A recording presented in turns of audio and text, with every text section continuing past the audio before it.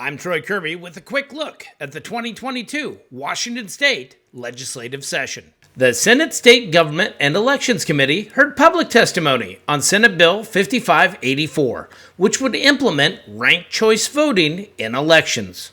I'll be honest, I might be new to this role in the legislature, but actually I'm not new to this bill at all. When I did serve as the legislative director for our Attorney General, I felt this issue was important enough to bring it to his attention after some internal analysis by experts in the office, and it ended up being an AG strongly supported bill, really because empowering localities with tools to strengthen our democracy and make it more responsive and representative of the voters is one of the most important things I believe we can do.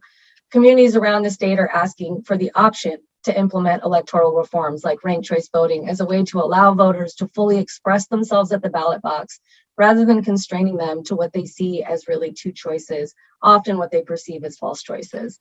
Some of us may remember when the state transitioned to the top two system, and that was just a lot for the voters to sort of get accustomed to. So I've been a little concerned about transitioning, but I am very intrigued by the local control option.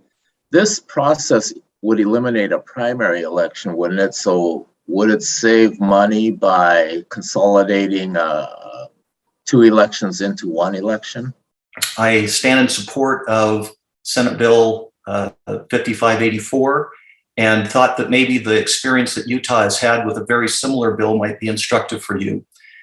We passed a bill similar to this in 2018.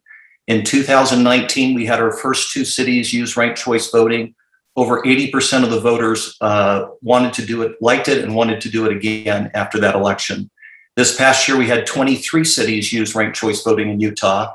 Approximately 40% of all voters in the state used it. And coming out of it, we had 62% that liked the experience that they had. No matter who you are or where you come from or what your politics are, most of us believe that we could do better than the zero-sum, single-choice, winner-takes-all system. Policy platforms are similar. My vote doesn't count because the winner-takes-all and 35% is not a majority.